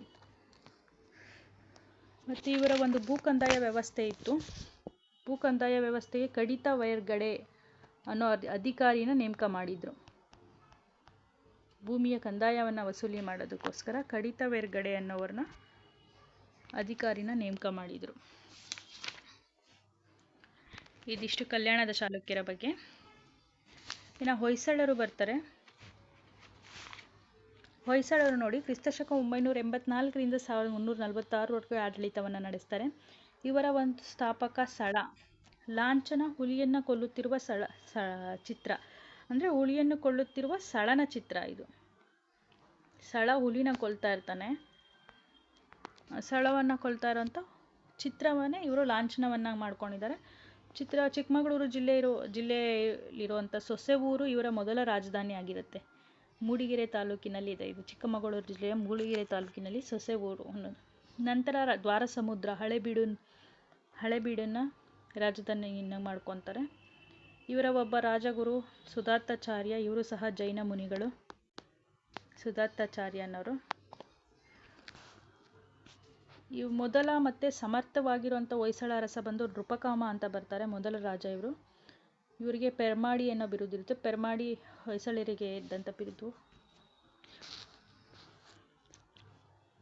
ಇನ್ನು ಹೊಯ್ಸಳರ ಕೊನೆಯ ಅರಸ ಬಂದು 3ನೇ ವೀರಬಲ್ಲಾಳ. ಇವರು ವಿನಯಾದಿತ್ಯ ಅಂತ ಬರ್ತಾರೆ, ವಿನಯಾದಿತ್ಯ ಅಂತ. ಇವರು ಸೊಸೆವೂರು ಏನಿರುತ್ತೆ ಇವ್ರದ್ದು ರಾಜಧಾನಿ, ಈ ಸೊಸೆ ಊರಿಂದ ಬೇಲೂರಿಗೆ ರಾಜಧಾನಿಯನ್ನು ವರ್ಗಾವಣೆ ಮಾಡ್ತಾರೆ ವಿನಯಾದಿತ್ಯ ಅನ್ನೋರು. ಅನಂತರ ಹೊಯ್ಸಳರ ಕೊನೆಯ ಅರಸ 3ನೇ ವೀರಬಲ್ಲಾಳ. ಇನ್ನು ಹೊಯ್ಸಳರಲ್ಲಿ ಪ್ರಸಿದ್ಧ ದೊರೆಗಳು ಬಂದು ವಿಷ್ಣುವರ್ಧನ, ಇಮ್ಮಡಿ ಬಲ್ಲಾಳ, 3ನೇ ಬಲ್ಲಾಳ ಅಂತ. ವಿಷ್ಣುವರ್ಧನನ ಬಗ್ಗೆ ಸ್ವಲ್ಪ ನೋಡೋದಾದರೆ, ಇವರ ಮೊದಲ ಹೆಸರು ಬಿಟ್ಟಿದೇವ ಅಂತ ಕರೀತಾರೆ. ವಿಷ್ಣುವರ್ಧನನ ಬಿಟ್ಟಿದೇವ ಅಂತ. ಚೋಳರು ಏನು ತಲಕಾಡನ್ನು ವಶಪಡಿಸ್ಕೊಂಡಿರ್ತಾರೆ. ಚೋಳರಿಂದ ತಲಕಾಡು ಯುದ್ಧದಲ್ಲಿ ಗಂಗಾವಾಡಿಯನ್ನು ಗೆಲ್ತಾರೆ ಇವರು. ಗಂಗಾವಾಡಿಯನ್ನು ಗೆದ್ದು ತಲಕಾಡುಗೊಂಡ ಅನ್ನೋ ಒಂದು ಬಿರುದನ್ನು ಪಡ್ಕೊತಾರೆ. ಬೇಲೂರಲ್ಲಿ ಚೆನ್ನಕೇಶವ ದೇವಾಲಯವನ್ನು ನಿರ್ಮಾಣ ಮಾಡ್ತಾರೆ. ತಲೆಕಾಡಿನ ಕೀರ್ತಿನಾರಾಯಣ ದೇವಾಲಯವನ್ನು ನಿರ್ಮಾಣ ಮಾಡ್ತಾರೆ. ಮತ್ತು ಇವರ ಹೆಂಡತಿ, ಇವರ ಧರ್ಮಪತ್ನಿ ಏನಿರ್ತಾರೆ ಶಾಂತಲೆ ಅನ್ನೋರು, ಇವರು ನಾಟ್ಯದಲ್ಲಿ ನಾಟ್ಯ ಸರಸ್ವತಿ, ನಾಟ್ಯ ಶಾರದೆ ಅನ್ನೋ ಬಿರುದನ್ನು ಪಡ್ಕೊಂಡಿರ್ತಾರೆ. ಹಾಗೆ ಗಂಗಾವರಣ ಅನ್ನೋ ಜೈನ ಬಸದಿಯನ್ನು ನಿರ್ಮಾಣ ಮಾಡ್ತಾರೆ ಇವರು ಶ್ರವಣಬೆಳಗೊಳದಲ್ಲಿ ಗಂಗಾವರಣ ಅನ್ನೋ ಬಸದಿಯನ್ನು ನಿರ್ಮಾಣ ಮಾಡ್ತಾರೆ ಶಾಂತಲೆ ಅವರು. ರಾಮಾನುಜಾಚಾರ್ಯರಿಗೆ ಇವರು ಬಿಟ್ಟಿದೇವ ಅವರು ಆಶ್ರಯ ಕೊಟ್ಟಿದ್ರು. ಇವರ ಒಬ್ಬ ದಂಡನಾಯಕ ಇರ್ತಾನೆ ಕೇತಮಲ್ಲ ಅಂತ. ಇವರು ಹಳೆಬೀಡಲ್ಲಿ ಹೊಯ್ಸಳೇಶ್ವರ ದೇವಾಲಯವನ್ನು ನಿರ್ಮಾಣ ಮಾಡಿದ್ದು ಇವರೇ. ಹೊಯ್ಸಳೇಶ್ವರ ಈಗ 2023ರಲ್ಲಿ ಯುನೆಸ್ಕೋ ಪಾರಂಪರಿಕ ಪಟ್ಟಿಗೆ ಸೇರಿಕೊಂಡಿದೆ. ಹೊಯ್ಸಳೇಶ್ವರ ಇದನ್ನು ನಿರ್ಮಾಣ ಮಾಡಿರೋದು ವಿಷ್ಣುವರ್ಧನನ ದಂಡನಾಯಕನಾಗಿದ್ದಂಥ ಕೇತಮಲ್ಲ ಅವರು. ಇನ್ನು ಇವರಿಗೆ ಈ ಅರಸರಿಗೆ ಏನು ಈ ಹೊಯ್ಸಳ ಅರಸರಿಗೆ ಗರುಡ ಅನ್ನೋ ಒಬ್ಬ ಅಂಗರಕ್ಷಕ ಇರ್ತಾರೆ. ಎಲ್ಲ ಅರಸರುಗಳಿಗೂ ಗರುಡ ಅನ್ನೋ ಒಬ್ಬ ಅಂಗರಕ್ಷಕಗಳು ಇರ್ತಾರೆ. ಇವರ ಆಡಳಿತವನ್ನು ಪಂಚಪ್ರಧಾನ ಮಂತ್ರಿಮಂಡಲ ಆಗಿ ವಿಂಗಡಣೆ ಮಾಡ್ಕೊಂಡಿದ್ರು. ಆ ರೀತಿ ಆಡಳಿತ ನಡೆಸ್ತಾ ಇದ್ರು. ಅಂದರೆ ಯುದ್ಧ ಮತ್ತು ವಿದೇಶಾಂಗ ನೀತಿಯನ್ನು ನೋಡ್ಕೊಳ್ಳೋರನ್ನ ಸಂಧಿ ವಿಗ್ರಹಿ ಅಂತ, ಖಜಾನೆ ನೋಡ್ಕೊಳ್ಳೋರನ್ನ ಮಹಾಭಂಡಾರಿ ಅಂತ, ನ್ಯಾಯಗಳನ್ನು ತೀರ್ಮಾನ ಮಾಡುವಂಥವ್ರನ್ನ ಧರ್ಮಾಧಿಕಾರಿ ಅಂತ, ಕೋಶಾಧಿಕಾರಿನ ಕರಣಿಕಾಧಿಕಾರಿ ಅಂತ, ಸೈನ್ಯದ ಮುಖ್ಯಸ್ಥರನ್ನ ಸೇನಾಪತಿ ಅಂತ ಇವರ ಆಡಳಿತ ಒಂದು ದೃಷ್ಟಿಯಿಂದ ಮಾಡ್ಕೊಂಡಿದ್ದಂಥದ್ದು. ಇನ್ನು ಸಾಹಿತ್ಯದಲ್ಲಿ ರುದ್ರಭಟ್ಟ ಅನ್ನೋರು ಜಗನ್ನಾಥ ವಿಜಯ ಕೃತಿಯನ್ನು ರಚನೆ ಮಾಡ್ತಾರೆ. ಜನ್ನ, ಯಶೋಧರ ಚರಿತೆ, ಹರಿಹರ ಅನ್ನೋರು ಗಿರಿಜಾ ಕಲ್ಯಾಣ, ರಾಘವಾಂಕ, ಹರಿಶ್ಚಂದ್ರ ಕಾವ್ಯ, ಕೇಶಿರಾಜ ಶಬ್ದಮಣಿ ದರ್ಪಣ, ರಾಮಾನುಜಾಚಾರ್ಯ ಶ್ರೀಭಾಷ್ಯ ಅನ್ನೋ ಕೃತಿಗಳನ್ನ ರಚನೆ ಮಾಡ್ತಾರೆ. ಇವರೆಲ್ಲನೂ ಸಹ ಹೊಯ್ಸಳರ ಒಂದು ಆಸ್ಥಾನದಲ್ಲಿ ಇದ್ದಂಥವ್ರು. ಇವರ ವಾಸ್ತುಶಿಲ್ಪ ನೋಡಿ, ಹೊಯ್ಸಳರ ಕಾಲವನ್ನು ದೇವಾಲಯಗಳ ವಾಸ್ತುಶಿಲ್ಪದ ಸುವರ್ಣಯುಗ ಅಂತ ಕರೀತಾರೆ. ಅಂದರೆ ಜೈನ, ವೈಷ್ಣವ, ಶೈವ ಧರ್ಮ 3 ಧರ್ಮಗಳಿಗೂ ಸಹ ಇವರು ಆಶ್ರಯ ನೀಡಿದ್ರು. ವೇಸರ ಮತ್ತು ದ್ರಾವಿಡ ಶೈಲಿಗಳಲ್ಲಿ ಇವರು ವಾಸ್ತುಶಿಲ್ಪ ಶೈಲಿಯನ್ನು ನೋಡ್ಬೋದು. ಹೊಸದಾಗಿ ಹೊಯ್ಸಳ ಶೈಲಿಯನ್ನು ಪರಿಚಯ ಮಾಡ್ತಾರೆ. ಹೊಯ್ಸಳ ಶೈಲಿ ಅಂದರೆ ನಕ್ಷತ್ರಾಕಾರ ಇರುವಂಥ ಗರ್ಭಗುಡಿಯನ್ನು ನಿರ್ಮಾಣ ಮಾಡುವಂಥದ್ದು, ಶಿಖರ ಮತ್ತು ಕಂಬಗಳಿರುವಂಥದ್ದು, ಪ್ರದಕ್ಷಿಣಾ ಪಥ ಇರುವಂಥದ್ದು, ವಿಶಾಲವಾದಂಥ ನವರಂಗ ಮಂಟಪ ಇರುವಂಥದ್ದು. ಇವರದ್ದು ಇನ್ನೊಂದು ವಿಶೇಷ ಅಂದರೆ 5 ಗರ್ಭಗೃಹಗಳಿರುವಂಥ ಒಂದು ದೇವಾಲಯಗಳನ್ನ ನಿರ್ಮಾಣ ಮಾಡ್ತಾರೆ. ಕೂಟಗಳು ಅಂತ ಕರೀತಾರೆ. ಕೂಟ ಅಂದರೆ ಗರ್ಭಗೃಹ. ಈ ರೀತಿ ಪಂಚಕೂಟಗಳು ಇರುವಂಥ ಗರ್ಭಗೃಹಗಳನ್ನ ನಿರ್ಮಾಣ ಮಾಡ್ತಾರೆ. ಬೇಲೂರಲ್ಲಿರುವಂಥ ಚೆನ್ನಕೇಶ್ವರ ದೇವಾಲಯ ಏನಿದೆ ಇದು ಏಕಕೂಟ, 1 ಗರ್ಭಗುಡಿ ಇರುವಂಥದ್ದು. ಹಳೆಬೀಡಿನ ಹೊಯ್ಸಳೇಶ್ವರ ಇರೋದು ದ್ವಿಕೂಟ, 2 ಗರ್ಭಗುಡಿ ಇರುವಂಥದ್ದು. ಇನ್ನು ಸೋಮನಾಥಪುರದಲ್ಲಿ ತ್ರಿಕೂಟ ಅನ್ನೋ 3 ಗರ್ಭಗುಡಿಗಳಿರೋ ದೇವಸ್ಥಾನವನ್ನು ನಿರ್ಮಾಣ ಮಾಡಿದ್ದಾರೆ. ಗದ್ದವನಹಳ್ಳಿಯ ಲಕ್ಷ್ಮೀ ದೇವಾಲಯ ಏನಿದೆ ಇದು ಚತುಷ್ಕೂಟ, 4 ಗರ್ಭಗೃಹಗಳಿದ್ದಾವೆ. ಗೋವಿಂದಹಳ್ಳಿಯ ಪಂಚಲಿಂಗೇಶ್ವರ ಅನ್ನೋದು 5 ಗರ್ಭಗೃಹಗಳನ್ನು ಒಳಗೊಂಡಂಥ ದೇವಾಲಯ. ಈ ರೀತಿ ಪಂಚಕೂಟಗಳನ್ನು ಪರಿಚಯ ಮಾಡಿಕೊಡ್ತಾರೆ. 5 ಗರ್ಭಗುಡಿಗಳಿರುವಂಥ ದೇವಾಲಯಗಳನ್ನ ಪರಿಚಯ ಮಾಡಿಕೊಡ್ತಾರೆ. ಇದಾದ ನಂತರ ವಿಜಯನಗರ ಸಾಮ್ರಾಜ್ಯ ನೋಡಿ 1336ರಿಂದ 1646ರವರೆಗೆ ಇವರ ಒಂದು ಆಳ್ವಿಕೆ ನಡೆಸ್ತಾರೆ. ಇವರ ಸ್ಥಾಪಕರು ಹಕ್ಕ-ಬುಕ್ಕ ಅಂತ. ರಾಜಧಾನಿ ಹಂಪಿನೇ ಹಿಂದೆ ಕಿಷ್ಕಿಂಧೆ ಅಂತ ಕರೀತಿದ್ರು. 1986ರಲ್ಲಿ ಯುನೆಸ್ಕೋ ಪಾರಂಪರ ಪಟ್ಟಿಗೆ ಸೇರ್ಕೊಂಡಿದೆ ಹಂಪಿ. ಗುರು ಬಂದು ವಿದ್ಯಾರಣ್ಯರು. ವಿಜಯನಗರ ರಾಜ್ಯ ಲಾಂಛನ ವರಹ. ಇವರ ಮೊದಲ ರಾಜಧಾನಿ ಆನೆಗುಂದಿ. ಕುಲದೇವತೆ ಶ್ರೀ ವಿರೂಪಾಕ್ಷ. ಕುಲದೇವತೆ ಮತ್ತು ರಾಜಮುದ್ರಿಕೆಯಲ್ಲೂ ಸಹ ಶ್ರೀ ವಿರೂಪಾಕ್ಷ ಇತ್ತು. ಇವರು ಹಿಂದೂ ಧರ್ಮ, ಇವರ ಒಂದು ಮನೆತನ ಹಿಂದೂ ಧರ್ಮವುದು. ಹೊನ್ನು ಮತ್ತು ವರಹ ಅನ್ನೋ ಬಂಗಾರದ ನಾಣ್ಯಗಳನ್ನು, ಪಗೋಡ ಮತ್ತು ಹಣ ಅಂದರೆ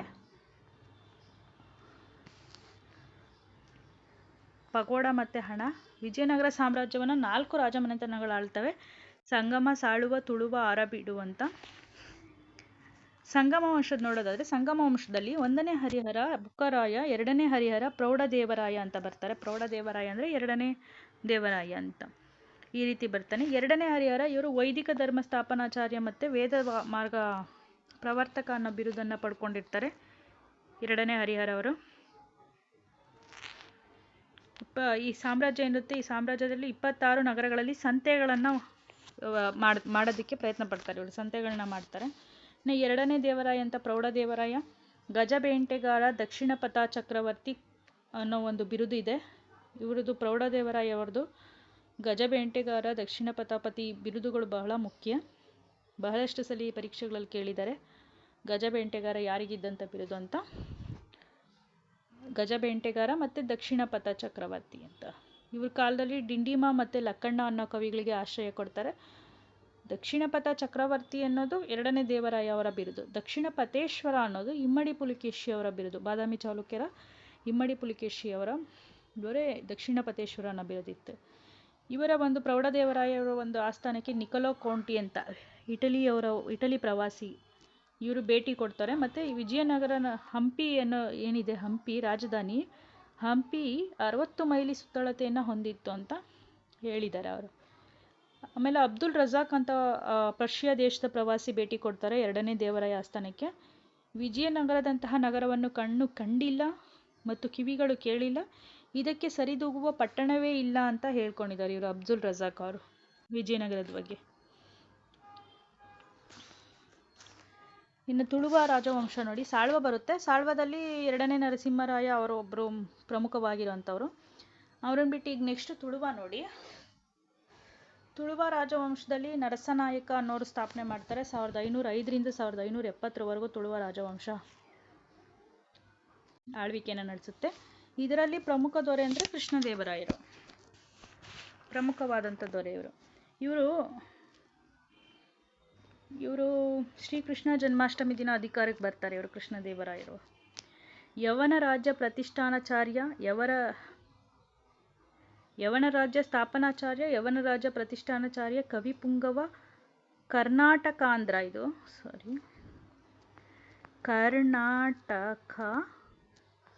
ಖಾಂಧ್ರ ಅಂತ, ಕರ್ನಾಟಕ ಮತ್ತು ಆಂಧ್ರ, ಕರ್ನಾಟಕಾಂಧ್ರ ಭೋಜ ಅಂತ ಕರೀತಾರೆ.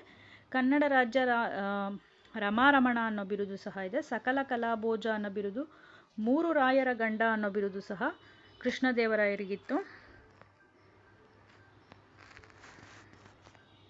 ಇವರು ಕೃಷ್ಣದೇವರಾಯರು ಅಸಾಮಾನ್ಯವಾದಂಥ ಪರಾಕ್ರಮಿಗಳಿವರು. ಚತುರವಾದಂಥ ಸೇನಾನಿ ಮತ್ತು ರಾಜತಂತ್ರ ನಿಪುಣರಾಗಿದ್ರು ಇವರು. ಪೋರ್ಚುಗೀಸರಿಂದ ನೆರವನ್ನು ಪಡ್ಕೊತಾರೆ ಇವರು. ನೆರವನ್ನು ಪಡ್ಕೊಂಡು ಉದಯಗಿರಿ ಕೋಟೆನ ವಶಪಡಿಸ್ಕೊಂಡು ಉದಯಗಿರಿಯನ್ನು ಗೆಲ್ಲಬೇಕಾದ್ರೆ ಹೇಳ್ತಾರೆ ಇವರು ಕೃಷ್ಣದೇವರಾಯರು, ನಾನು ಗೆಲ್ಲಲಾರದಂತಹ ಪ್ರಬಲವಾದ ಕೋಟೆ ಇದು ಉದಯಗಿರಿ, ಇನ್ನಾದರೂ ಒಂದೇ ದಿನದಲ್ಲಿ ಈ ಕೋಟೆಯನ್ನು ಗೆದ್ದುಕೊಳ್ಳದೆ ಬಿಡೇನು ಅನ್ನೋ ಒಂದು ವಾಕ್ಯನ ಕೃಷ್ಣದೇವರಾಯರು ಹೇಳ್ತಾರೆ ಉದಯಗಿರಿಗೆ ಸಂಬಂಧಪಟ್ಟಾಗೆ. ಕಳಿಂಗದ ರಾಜಧಾನಿ ಏನಿರುತ್ತೆ ಕಟಕ್, ಈ ಕಟಕನ್ನು ಜಯಿಸ್ತಾರೆ. ಗಜಪತಿ ಪ್ರತಾಪರುದ್ರನನ್ನು ಸೋಲಿಸ್ತಾರೆ. ಮತ್ತು ವಿಜಯಪುರವನ್ನು ಆಳ್ತಾ ಇದ್ದಂಥ ಆದಿಲ್ ಶಾನನ್ನು ಸೋಲಿಸ್ತಾರೆ. ಅಲ್ಲಿ ಆದಿಲ್ ಶಾನನ್ನು ಸೋಲಿಸಿದಂಥ ಅವನು ಸೇಡ್ ಇಟ್ಕೊಂಡು ತಾಳಿಕೋಟೆ ಕದನದಲ್ಲಿ ಅವನು ಸಹ ಸೇರ್ಕೊಂಡಿರ್ತಾನೆ ಆದಿಲ್ ಶಾ. ರಾಯಚೂರನ್ನ ಮುತ್ತಿಗೆ ಹಾಕಬೇಕಾದ್ರೆ ಕೃಷ್ಣದೇವರಾಯರು ಸೈನಿಕರನ್ನು ಉದ್ದೇಶಿಸಿ ಒಂದಷ್ಟು ಹೇಳ್ತಾರೆ. ಯಾಕಂದರೆ ಸೈನಿಕರು ಸ್ವಲ್ಪ ಹಿಂದೆ ಸರಿದಿರ್ತಾರೆ ಆ ಸಮಯದಲ್ಲಿ, ಯುದ್ಧದ ಸಮಯದಲ್ಲಿ. ಆಗ ಸೈನಿಕರನ್ನು ಉದ್ದೇಶಿಸಿ, ಈ ಪ್ರಪಂಚದಲ್ಲಿ ಎಲ್ಲರೂ ಸಾಯಲೇಬೇಕು, ಯುದ್ಧದಲ್ಲಿ ಮಾಡಿದರೆ ವೀರಸ್ವರ್ಗ, ಗೆದ್ದರೆ ವಿಜಯಲಕ್ಷ್ಮಿ, ಆದ್ದರಿಂದ ಎಲ್ಲರೂ ನಮ್ಮೊಡನೆ ಬನ್ನಿ, ಹೇಡಿಗಳಾಗಬೇಡಿ ಅನ್ನೋ ಒಂದು ವಾಕ್ಯನ ಹೇಳಿ ಸೈನಿಕರನ್ನ ಹುರಿದುಂಬಿಸ್ತಾರೆ ಕೃಷ್ಣದೇವರಾಯರು. ಇದಾದಮೇಲೆ ಬಹುಮನಿ ರಾಜ್ಯದ ಪ್ರಧಾನಿ ಕಾಸಿಂ ಫರೀದ್ನನ್ನು ಸೋಲಿಸ್ತಾರೆ. ಮತ್ತು ಬಂಧಿಸಿದಂಥ ಬಹುಮನಿ ರಾಜಪುತ್ರ ಏನಿರ್ತಾರೆ ಅವರನ್ನು ಸಿಂಹಾಸನದ ಮೇಲೆ ಕೂರಿಸಿದ್ಮೇಲೆ ಇವರಿಗೆ ಯವನ ರಾಜ್ಯ ಪ್ರತಿಷ್ಠಾಪನಾ ಅನ್ನೋ ಬಿರುದನ್ನು ಪಡ್ಕೊತಾರೆ. ಕೃಷ್ಣದೇವರಾಯರು ಅಷ್ಟೇ ಅಲ್ಲದೆ ಅಮುಕ್ತ ಮೌಲ್ಯ, ಇವರು ತುಂಬ ಕವಿಗಳು ಆಗಿದ್ರು ಸಹ. ಇವರು ಅಮುಕ್ತ ಮೌಲ್ಯನ ರಚನೆ ಮಾಡ್ತಾರೆ ತೆಲುಗು ಭಾಷೆಯಲ್ಲಿ. ಮತ್ತು ಜಾಂಬವತಿ ಕಲ್ಯಾಣ ಅನ್ನೋ ಕೃತಿನ ರಚನೆ ಮಾಡ್ತಾರೆ. ಸಂಸ್ಕೃತ ನಾಟಕ ಇದು ಜಾಂಬವತಿ ಕಲ್ಯಾಣ ಅನ್ನೋದು. ಕೃಷ್ಣದೇವರಾಯನು ಹಂಪಿಯಲ್ಲಿ ಕೃಷ್ಣ ದೇವಾಲಯವನ್ನು ಕಟ್ತಾನೆ. ಉದಯಗಿರಿ ಕೋಟೆನ ವಶಪಡಿಸ್ಕೊಳ್ಬೇಕಾದ್ರೆ ಅಲ್ಲಿ ಇದ್ದಂಥ ಕೃಷ್ಣನ ದೇವಸ್ಥಾನದಿಂದ ಕೃಷ್ಣನ ವಿಗ್ರಹವನ್ನು ತಂದು ವಿಜಯನಗರದಲ್ಲಿ ಕೃಷ್ಣನ ವಿಗ್ರಹ ದೇವಸ್ಥಾನದಲ್ಲಿ ಸ್ಥಾಪನೆ ಮಾಡ್ತಾನೆ. ಅಮುಕ್ತ ಮೌಲ್ಯ ಮತ್ತು ಜಾಂಬವತಿ ಕಲ್ಯಾಣ ಕೃಷ್ಣದೇವರಾಯರ ಪ್ರಮುಖ ಕೃತಿಗಳಿವು. ಇವರ ಒಂದು ಆಸ್ಥಾನದಲ್ಲಿ ಅಷ್ಟದಿಗ್ಗಜ ಕವಿಗಳಿದ್ದರು. ಅಲ್ಲಸಾನಿ ಪೆದ್ದಣ್ಣ, ನಂದಿ ತಿಮ್ಮಣ್ಣ, ತೆನಾಲಿ ರಾಮಕೃಷ್ಣ ಈ ಥರ ಮುಂತಾದ ಆಸ್ಥಾನದ ಕವಿಗಳಿದ್ದರು ಕೃಷ್ಣದೇವರಾಯರ ಒಂದು ಆಸ್ಥಾನದಲ್ಲಿ. ಪೋರ್ಚುಗೀಸ್ ಪ್ರವಾಸಿಗರು ಏನಿದ್ದಾರೆ ಡೊಮಿಂಗೋ ಪಾಯ್ಸ್ ಮತ್ತು ಡುವಾಟೆ ಬಾರ್ಬೋಸಾ ಅನ್ನೋರು ಸಹ ಇವರ ಆಸ್ಥಾನಕ್ಕೆ ಭೇಟಿ ಕೊಡ್ತಾರೆ, ಕೃಷ್ಣದೇವರಾಯ ಆಸ್ಥಾನಕ್ಕೆ. ಇವರ ಆಡಳಿತವನ್ನು ತಿಮ್ಮರಸ ಅನ್ನೋ ಒಬ್ಬ ಪ್ರಧಾನಮಂತ್ರಿ ನೋಡ್ಕೊತಾ ಇರ್ತಾನೆ. ವಿಜಯನಗರ ಸಾಮ್ರಾಜ್ಯವನ್ನು ರಾಜ, ನಾಡು ಮತ್ತು ಗ್ರಾಮಕ್ಕೆ ಕಾರಣಿಕ ಅಥವಾ ತಳವಾರ ಅಂತ ಆಡಳಿತವನ್ನು ನೋಡ್ಕೊಳ್ಳೋ ಅಂಥ ಅಧಿಪತಿಗಳಿದ್ದರು. ಇನ್ನು ವಿಜಯನಗರ ಸಾಮ್ರಾಜ್ಯವನ್ನು ಸೇನೆಗಳನ್ನು ಕಾಯಂ ತಂಡ ಮತ್ತು ಸಾಮಂತರ ಸೈನ್ಯ ಸುಸಭ್ಯ ಅಂತ 3 ಹಂತಗಳನ್ನು ರಚನೆ ಮಾಡಿದರು. ವಿಜಯನಗರ ಸೈನ್ಯವನ್ನು ಕಾಯಂ ತಂಡ, ಸಾಮಂತರ ತಂಡ ಮತ್ತು ಸುಸಭ್ಯ ಅಂತ ಈ ರೀತಿ 3 ಹಂತಗಳನ್ನ ರಚನೆ ಮಾಡಿದರು. ಕಾಲ್ದಳ, ಅಶ್ವದಳ, ಗಜದಳ, ಪಿರಂಗಿದಳ ಸೈನ್ಯದ ಭಾಗಗಳಾಗಿದ್ವು. ಕಾಲ್ದಳ, ಅಶ್ವದಳ, ಕುದುರೆ ಮತ್ತು ಆನೆಗಳ ದಳ, ಗಜದಳ, ಪಿರಂಗಿಗಳು ಇವು ಇವರ ಸೈನ್ಯದ ಒಂದು ಪ್ರಮುಖ ಭಾಗಗಳಾಗಿದ್ವು. 1368ರಿಂದ ಪಿರಂಗಿಗಳ ಉಪಯೋಗವನ್ನು ಪ್ರಾರಂಭ ಮಾಡಿದ್ರು ಇವರು. ಇವರ ಒಂದು ಸೈನ್ಯದಲ್ಲಿ ಅರಬ್ ಕುದುರೆಗಳಿದ್ವು. ಈ ಅರಬ್ ಕುದುರೆಗಳು ವಿಜಯನಗರದ ಒಂದು ಪ್ರಮುಖ ಆಕರ್ಷಣೆಯಾಗಿತ್ತು. ದೇವದಾಸಿ, ಬಾಲ್ಯ ವಿವಾಹ, ಸತಿ ಸಹಗಮನ ಪದ್ಧತಿಯನ್ನು ನಿಷೇಧ ಮಾಡಿದ್ರು. ಈ ಭಟ್ಕಳ ಅನ್ನೋದು ಇದು ಪೋರ್ಚುಗಲ್ ಅವರ ಒಂದು ಸಹಾಯ ಪಡ್ಕೊಂಡು ಪೋರ್ಚುಗಲ್ ರೀತಿ ಭಟ್ಕಳ ಒಂದು ಏನಿದೆ ಭಟ್ಕಳ ಬಂದರನ್ನು ಅಭಿವೃದ್ಧಿ ಮಾಡಿರೋಂಥದ್ದು ಇವರು ಕೃಷ್ಣದೇವರಾಯರು ಅಭಿವೃದ್ಧಿ ಮಾಡ್ತಾರೆ ಪೋರ್ಚುಗಲ್ ರೀತಿ ಭಟ್ಕಳ ಬಂದರನ್ನ. ಇದು ಕಬ್ಬಿಣದ ಅದಿರಿನ ಕೇಂದ್ರವಾಗಿತ್ತು ಇವ್ರ ಕಾಲದಲ್ಲಿ ಭಟ್ಕಳ ಅನ್ನೋದು. ಇನ್ನು ಭೂ ಹಿಡಿಗಳಿದ್ವು, ಪ್ರಮುಖ ಭೂ ಹಿಡುವಳಿಗಳು ಗೇಣಿ, ಗುತ್ತಿಗೆ, ಸಿದ್ದಯ್ಯ, ವಾರ, ಗಡಿ ಎಂಬ ಭೂ ಹಿಡುವಳಿಗಳಿದ್ವು ಇವ್ರ ಕಾಲದಲ್ಲಿ.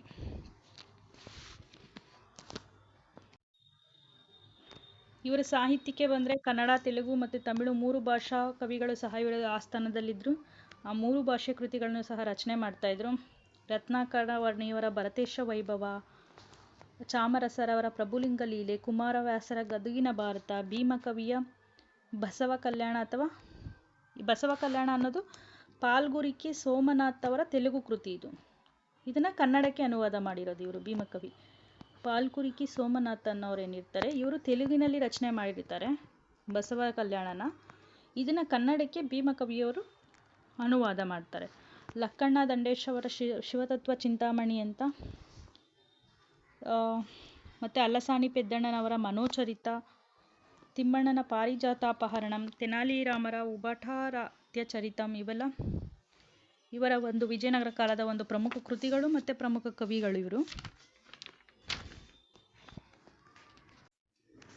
ಇನ್ನು ಇವರು ವಾಸ್ತುಶಿಲ್ಪಕ್ಕೆ ಬಂದರೆ ನೋಡಿ, ವಿಜಯನಗರ ಸಾಮ್ರಾಜ್ಯದ ಕಟ್ಟಡ ನಿರ್ಮಾಣಗಳನ್ನು ಉಲ್ಲೇಖಿಸಿ ಇವರು ಪರ್ಸಿ ಬ್ರೌನ್ ಅನ್ನೋರು ಹೇಳಿದ್ದಾರೆ. ಪರ್ಸಿ ಬ್ರೌನ್ ಅಂತ ಬರ್ತಾರೆ. ಇವರು ಹೇಳಿದ್ದಾರೆ, ವಿಜಯನಗರ ವಾಸ್ತುಶಿಲ್ಪ ಶೈಲಿಯನ್ನು ದ್ರಾವಿಡ ಶೈಲಿಯು ಶ್ರೇಷ್ಠ ಮತ್ತು ವಿಕಸಿತ ರೂಪ ಅಂತ ವರ್ಣಿಸಿದ್ದಾರೆ. ವಿಜಯನಗರ ವಾಸ್ತುಶಿಲ್ಪ ಶೈಲಿಯನ್ನು ದ್ರಾವಿಡ ಶೈಲಿಯ ಶ್ರೇಷ್ಠ ವಿಕಸಿತ ರೂಪ ಅಂತ ವರ್ಣಿಸಿದ್ದಾರೆ ಇವರು. ಹಂಪಿ ಮತ್ತು ಶೃಂಗೇರಿ, ತಿರುಪತಿ, ಕಂಚಿ, ಲೇಪಾಕ್ಷಿ, ಕಾರ್ಕಳ, ಮೂಡಬಿದ್ರೆ, ಭಟ್ಕಳ, ಕಾಳಹಸ್ತಿ, ಶ್ರೀಶೈಲ, ಕೋಲಾರ ಈ ಕಡೆ ಎಲ್ಲ ಇವರ ಒಂದು ವಿಜಯನಗರ ಕಾಲದ ಶೈಲಿಗಳನ್ನು ವಾಸ್ತುಶಿಲ್ಪವನ್ನು ಕಾಣ್ಬೋದು. ಇವರ ವಾಸ್ತುಶಿಲ್ಪ ಹೇಗಿರುತ್ತೆ ಅಂದರೆ ಕಂಬಗಳ ಸಾಲುಗಳಿರುತ್ತೆ, ವಿಶಾಲವಾದಂಥ ಮಂಟಪ ಇರುತ್ತೆ ಮತ್ತು ಎತ್ತರವಾದಂಥ ಗೋಪುರಗಳು ಇರುತ್ತೆ. ಗರ್ಭಗೃಹ, ಅರ್ಧ ಮಂಟಪ ಈ ರೀತಿ ಮಂಟಪಗಳನ್ನು ಹೊಂದಿರುವಂಥದ್ದು ಇವ್ರ ಕಾಲದಲ್ಲಿರುವಂಥ ವಾಸ್ತುಶಿಲ್ಪಗಳು. ಹಂಪಿಯಲ್ಲಿರುವಂಥ ವಿಜಯ ವಿಠಲ ದೇವಸ್ಥಾನ ಇದು ಬಹಳ ಸುಂದರವಾಗಿರುವಂಥ ಕಲಾತ್ಮಕ ಕೆಲಸ ಇದರಲ್ಲಿದೆ. ಇನ್ನು ಸಪ್ತಸ್ವರಗಳನ್ನು ಧ್ವನಿಸುವಂಥ ಕಂಬಗಳನ್ನ ಕೆತ್ತನೆ ಮಾಡಿದ್ದಾರೆ. ವಿಶಾಲವಾದಂಥ ಕಲ್ಯಾಣ ಮಂಟಪಗಳಿದ್ದಾವೆ, ಕಲ್ಲಿನಲ್ಲಿ ಕೆತ್ತಿದಂಥ ರಥಗಳಿದ್ದಾವೆ. ದೇವಾಲಯ ಸೌಂದರ್ಯವನ್ನು ಹೆಚ್ಚಿಸುವಂಥ ಕಲಾಕೃತಿಗಳು ಇವ್ರ ಕಾಲದಲ್ಲಿದ್ದಾವೆ. ಇನ್ನು ಕೃಷ್ಣದೇವರಾಯ ನಿರ್ಮಿಸಿದಂಥ ಮಹಾನವಮಿ ದಿಬ್ಬ ಏನಿದೆ ಈ ಮಹಾನವಮಿ ದಿಬ್ಬದಲ್ಲಿ ನವರಾತ್ರಿ ಉತ್ಸವ ಜರುಗ್ತಾ ಇತ್ತಂತೆ ಆ ಕಾಲದಲ್ಲಿ. ಕೃಷ್ಣದೇವರಾಯರು ಮಹಾನವಮಿ ದಿಬ್ಬ ಅಂತ ನಿರ್ಮಾಣ ಮಾಡಿದ್ದಾರೆ. ಮಹಾನವಮಿ ದಿಬ್ಬ, ಇಲ್ಲಿ ನವರಾತ್ರಿ ಉತ್ಸವಗಳು ನಡೀತಾ ಇದ್ವಂತೆ. ಕಮಲ ಮಹಲ್, ಗಜಶಾಲೆ, ರಾಣಿಯರ ಸ್ನಾನಗೃಹಗಳು, ಇವೆಲ್ಲ ಇಂಡೋ ಮುಸ್ಲಿಂ ಶೈಲಿಯಲ್ಲಿರುವಂಥ ಕಟ್ಟಡಗಳಿವೆಲ್ಲ. ಇನ್ನು ಲಕ್ಷ್ಮೀ ನರಸಿಂಹಸ್ವಾಮಿ ದೇವಸ್ಥಾನ ಆಗಿರ್ಬೋದು, ಕಡಲೆಕಾಳು ಗಣೇಶ ಆಗಿರ್ಬೋದು, ಸಾಸಿವೆ ಕಾಳು ಗಣೇಶ ಆಗಿರ್ಬೋದು, ಉದ್ದಾನ ವೀರಭದ್ರನ ಶಿಲ್ಪಕಲೆಗಳಾಗಿವೆ, ಇವೆಲ್ಲ ಬಹಳ ಆಕರ್ಷಣೀಯವಾಗಿರುವಂಥದ್ದು. ವಿಜಯನಗರ ಕಾಲದ ಹಂಪಿ 7 ಕೋಟೆನ ಹೊಂದಿತ್ತು. 7 ಸುತ್ತಿನ ಕೋಟೆ ಇದು ಹಂಪಿ. ಆದರೆ ಈಗ 4 ಸುತ್ತು ಮಾತ್ರ ಇದೆ ಅಂತೆ. ಆಗ 7 ಸುತ್ತಿನ ಕೋಟೆ ಇದ್ದಿದ್ದು ಈಗ 4 ಸುತ್ತಿನ ಕೋಟೆ ಇದೆ. ವಿಜಯನಗರದ ಅರಸರು ಯಕ್ಷಗಾನವನ್ನು ಪೋಷಣೆ ಮಾಡ್ತಾರೆ ಮತ್ತು ಕರ್ನಾಟಕ ಸಂಗೀತಕ್ಕೆ ಅತ್ಯಮೂಲ್ಯವಾದಂಥ ಕೊಡುಗೆಯನ್ನು ಕೊಡ್ತಾರೆ. ಪ್ರತಿ ವರ್ಷ ಹಂಪೆಯಲ್ಲಿ ನವೆಂಬರ್ ತಿಂಗಳ ಮೊದಲನೇ ದಿನ ಅಥವಾ ಮೊದಲನೇ ವಾರ ಕರ್ನಾಟಕ ರಾಜ್ಯ ಇಲ್ಲಿ ವಿಜಯ ಉತ್ಸವವನ್ನು ಆಚರಣೆ ಮಾಡುತ್ತೆ. ಇದನ್ನೇ ಹಂಪಿ ಉತ್ಸವ ಅಂತ ಕರೀತಾರೆ. ಇದು ಎಕ್ಸ್ಟ್ರಾ ಇರಲಿ, ಗೊತ್ತಿರಲಿ ಅಂತ. ಇನ್ನು ವಿಜಯನಗರ ಪತನ ಯಾವ ರೀತಿ ಆಯಿತು ಅಂತ ನೋಡೋಣ. ಕೃಷ್ಣದೇವರಾಯ ಆದಮೇಲೆ ಅವನ ನಂತರ ಅಚ್ಯುತರಾಯ ಮತ್ತು ಸದಾಶಿವರಾಯ ಅಂತ ಬರ್ತಾರೆ. ಅಚ್ಯುತರಾಯ ಮತ್ತು ಸದಾಶಿವರಾಯ ಅಂತ.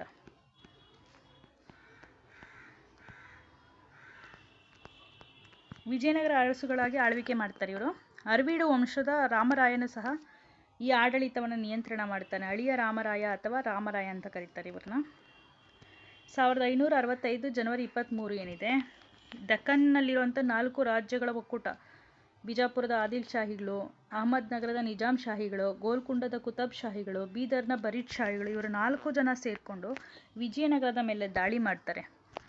ವಿಜಯಪುರ ಜಿಲ್ಲೆಯಲ್ಲಿರುವಂಥ ತಾಳಿಕೋಟೆ ಸಮೀಪ ರಕ್ಕಸಗಿ ಮತ್ತು ತಂಗಡಗಿ ಅನ್ನೋ ಗ್ರಾಮಗಳ ಮಧ್ಯೆ ದಾಳಿ ಮಾಡ್ತಾರೆ. ಈ ದಾಳಿನಲ್ಲಿ ರಾಮರಾಯನ ಒಂದು ನೇತೃತ್ವ ವಹಿಸ್ಕೊಂಡಿರುವಂಥ ಸೈನ್ಯವನ್ನು ಸೋಲಿಸಿ ರಾಮರಾಯನ ಶಿರಚ್ಛೇದನ ಮಾಡ್ತಾರೆ. ಆಗ ಅಲ್ಲಿಗೆ ಯುದ್ಧ ಸಮಾಪ್ತಿಯಾಗುತ್ತೆ ಮತ್ತು ವಿಜಯನಗರ ಸಾಮ್ರಾಜ್ಯ ಪತನ ಆಗುತ್ತೆ. ವಿಜಯನಗರ ಸೇನೆ ಡೆಕ್ಕನ್ ಸುಲ್ತಾನರಿಗೆ ಬೆಂಬಲ ಕೊಡುತ್ತೆ. ಆಗ ವಿಜಯನಗರ ಸಾಮ್ರಾಜ್ಯವನ್ನು ಈ ಡೆಕ್ಕನ್ ಸುಲ್ತಾನರು ಕೊಳ್ಳೆ ಹೊಡಿತಾರೆ ಮತ್ತು ಹಂಪೆನ ಹಂಪೆ ಮಾಡ್ತಾರೆ. ಈ ರಕ್ಕಸಗಿ ತಂಗಡಗಿ ಏನು ಗ್ರಾಮಗಳ ನಡುವೆ ನಡೀತು, ಅದರಿಂದನೇ ಇದನ್ನು ತಾಳಿಕೋಟೆ ಕದನ ಅಂತಾರೆ. ತಾಳಿಕೋಟೆ ಕದನ ಅಂತಾರೆ, ರಕ್ಕಸ ತಂಗಡಿ ಕದನ ಅಂತಾರೆ, ರಕ್ಕಸ ತಂಗಡಿ ಕದನ ಅಂತಲೂ ಕರೀತಾರೆ. ಈ ರೀತಿ ವಿಜಯನಗರದ ಒಂದು ಪತನ ಆಯಿತು. ಇದಾದಮೇಲೆ 1646ರವರೆಗೆ ಅರವೀಡು ವಂಶದವರು ಈ ಆಡಳಿತವನ್ನು ಮುಂದುವರಿಸ್ತಾರೆ. ಇದಿಷ್ಟು ಕರ್ನಾಟಕ ಇತಿಹಾಸದ ಬಗ್ಗೆ ಕ್ವಿಕ್ ರಿವಿಷನ್ನು. ಇನ್ನೂ ಸ್ವಲ್ಪ ಇದೆ. ಇನ್ನು ಬಹುಮನಿ ಸುಲ್ತಾನರು ಮತ್ತು ಮೈಸೂರು ಅರಸರ ಬಗ್ಗೆ ಹೇಳಬೇಕು. ಅದನ್ನು ಸಹ ನಾನು ಮೈಸೂರು ಅರಸರು, ಮೈಸೂರು ದಿವಾನರು ಬರ್ತಾರೆ. ದಿವಾನರ ಬಗ್ಗೆ ತುಂಬ ಇಂಪಾರ್ಟೆಂಟು. ಡ್ಯಾಮ್ಗಳನ್ನು ಕಟ್ಟಿಸಿರೋದಾಗಿರ್ಬೋದು, ಅರಮನೆಗಳಿಗೆ ಸಂಬಂಧಪಟ್ಟಿರೋ ಮಾಹಿತಿಗಳಾಗಿರ್ಬೋದು, ಇವೆಲ್ಲ ಬಹಳ ಇಂಪಾರ್ಟೆಂಟು ಪರೀಕ್ಷಾ ದೃಷ್ಟಿಯಿಂದ. ಅವೆಲ್ಲ ಇನ್ನೊಂದು ತರಗತಿನಲ್ಲಿ ಮಾಡ್ತೀನಿ. ಧನ್ಯವಾದ.